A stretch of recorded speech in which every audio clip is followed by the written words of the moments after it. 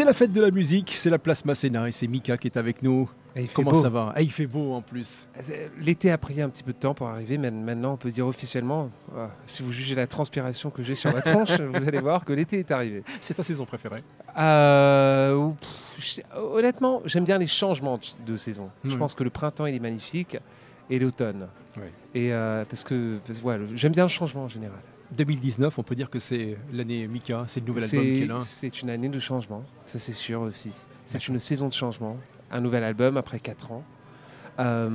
Et finalement de sortir avec de la nouvelle musique et de me remettre sur la scène tout autour de la France, de l'Europe et du monde entier, c'est drôle parce que c'est comme si c'était la première fois chaque fois. Et ouais, c'est un nouveau départ, c'est une nouvelle aventure, on repart à zéro finalement. On repart à zéro en continuation. Chaque fois qu'on sort un album, on recommence. Mais on a plus d'expérience, donc on vit l'expérience d'une manière différente.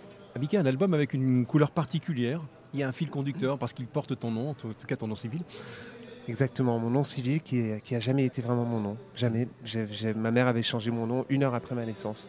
C'est le nom de mon père, c'est pour ça que je m'appelle Junior. Oui. Et je me suis dit, c'est bien, c'est pas un pseudonyme, c'est comme si c'était un synonyme, un nom de plume. Et ça m'a libéré énormément pour écrire un album comme si j'avais jamais écrit le premier. Un album qui a voyagé, parce que quand on pense qu'il a été écrit, composé aux États-Unis, à Londres et puis en Italie. Exactement. Ouais. Aux États-Unis surtout, enregistré à Bruxelles et à Londres, mais aussi une partie qui était écrite, oui, en Italie quand il faisait très très très chaud. Mais l'Italie, c'était la fin de l'aventure. C'était les dernières semaines.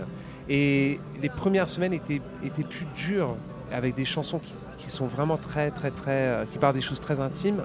Et je me sentais beaucoup plus libéré, libre et malin vers la fin du process de l'écriture de l'album. Et c'est pour ça que j'ai écrit Ice Cream, un hymne à la température haute, à l'été, aux voitures. Quand on ouvre la porte de ces voitures, ça nous claque dans le visage, la température. L'idée que tout est possible, mais en même temps, avec la température, on se sent immobilisé et frustré. Ce drôle de sentiment qu'on a seulement dans les périodes les plus chaudes de l'été. Mais qu'est-ce que tu n'as pas l'impression d'avoir une double vie, un petit peu en France, en Italie? Moi, je suivais les émissions sur la RAI, Stassi La Casa Amica, et puis il y a The Voice en France. Tu t'y perds pas avec les langues. Et les gens ne savent pas. En fait, c'est bizarre parce que c'est pas juste en France et en Italie, mais je représente quelque chose de différent dans les yeux des gens, dans les yeux de mon public, en Asie, comparé à ce que je fais en France, comparé à l'Angleterre, comparé en Italie. C'est très différent. Je trouve que c'est pas une duplicité du tout.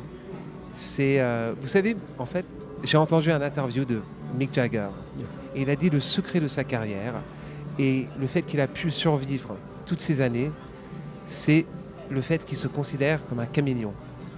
Et cette idée de changer de peau en restant soi-même est extrêmement importante pour un artiste. Plus pour un artiste que pour un chanteur. Tu es un caméléon? Absolument. Absolument. Il faut pour survivre, parce que l'environnement change, les couleurs du panorama changent aussi. Et de temps en temps, on veut s'assimiler dans la couleur du paysage pour disparaître.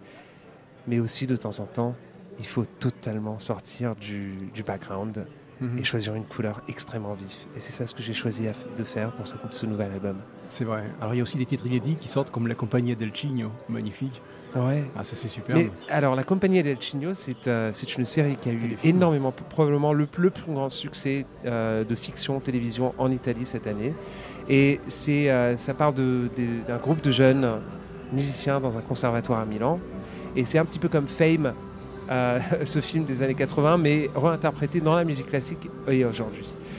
Et c'est un ami à moi, et donc je l'ai offert une chanson comme ça pour sa bande d'annonce. C'est drôle parce que au fur et à mesure, on devient pote avec des gens qui sont aussi des créatifs et ça crée une sorte de communauté, un échange. Et ça, c'est quelque chose qui ne se passait pas il y a 8 ans dans ma vie. Et maintenant, ça se passe de plus en plus et ça me plaît parce que je me sens moins seul. C'est toujours impossible pour des parents de dire quel est l'enfant qu'ils préfèrent, parce qu'ils les aiment tous, mais la chanson qu'ils préfèrent dans le dernier album, c'est laquelle et pour quelle raison? Alors, j'espère que mes parents disent que c'est moi l'enfant qu'ils préfèrent. Évidemment. Parce que je sais très bien que c'est pas du tout moi. Donc j'ai la fantaisie que ça puisse être moi. Et par rapport à la chanson, il y a une chanson qui s'appelle Paloma, qui est très belle sur l'album, mais surtout il y a une chanson que vous allez entendre qui s'appelle Tiny Love. Et c'est une chanson énorme, énorme. tellement énorme que je ne voulais pas la sortir en premier. Et cette chanson de Tiny Love, la première version, elle dure 4 minutes et elle vient en 2 parties avec la deuxième partie qui dure 3 minutes 30. Wow. Ça casse les formats, c'est une sorte de paysage. Il y a très peu de répétitions dans ce morceau. Et c'est une sorte de lettre d'amour à l'amour. Et comment, même dans les périodes les plus difficiles, avec l'amour, on peut survivre tout. Mika, nous voici sur la place Masséna, c'est l'été, il fait beau, c'est la fête de la musique. Et ça fait penser à mon enfance. Mais oui. Le nombre de fois où moi, j'ai traversé cette place dans ma vie, dès l'âge de 1 an, toutes les années, tous les étés, tous les septembre, j'étais là, avec ma mère, avec ma famille, juste à côté, dans le marché aux fleurs, était née ma sœur Paloma. Elle est sortie du ventre de ma mère. Elle a commencé à sortir, littéralement, dans le marché aux fleurs, un matin, le 8 juillet. C'est une belle confidence. Ouais, et donc cette ville fait partie de mon enfance, cette zone fait partie de mon enfance. Et puis il y a Villeneuve-Loubet. Et de ma vie. Et Villeneuve-Loubet. Ah, et Villeneuve-Loubet, ouais, je me souviens. Villeneuve-Loubet où la famille avait des gens dans ma famille avaient une maison, donc on se mettait là-bas comme des sortes de pirates. On envahissait cette petite maison à Villeneuve-Loubet. Et elle n'était pas aussi petite que ça, mais on la remplissait. On arrivait de Londres dans une Toyota Previa des années 90, remplie avec de l'huile d'olive, des légumes, des pâtes, du thon, tout ce qu'on avait besoin pour fêter les semaines de vacances. Alors je sais que ton temps est précieux, donc j'ai une dernière question. La fête de la musique, tu es vraiment bien entouré avec à peu près 100 ou 120 danseurs qui viennent d'une école de Nice. Exactement. Spotlight. Et ils ont une énergie fabuleuse. Vous savez, il y a quelque chose de drôle que quand vous voyez les plateaux de télévision, et maintenant il y a souvent des danseurs, la seule chose qui peut démarquer une performance, c'est l'énergie qu'il y a dans les gens qui sont en train de performer sur la scène. Donc vraiment, ces jeunes-là, quand je les ai vus sur la scène, et j'ai vu leur regard intense et l'envie et la joie d'être là-bas sur la scène, je me suis dit, ça communique tellement de joie, presque plus que 40 professionnels. Ces 100 danseurs-là qui viennent de l'école, ils ont tellement envie de le faire qu'on ne peut pas s'empêcher de sourire en les regardant. Et pour moi, ça me donne une pêche énorme. Merci beaucoup. À Mika, vous, merci de m'avoir ici. Et on se fait une promesse, on se dit qu'un jour on ira prendre une ice cream dans le Vieux-Nice. Absolument. On fait comme ça. C'est quoi ton parfum? Pistache. Ah, moi aussi. Ah ben voilà. Ah ben voilà. We are made for each other. Je crois aussi. Merci Mika. Salut.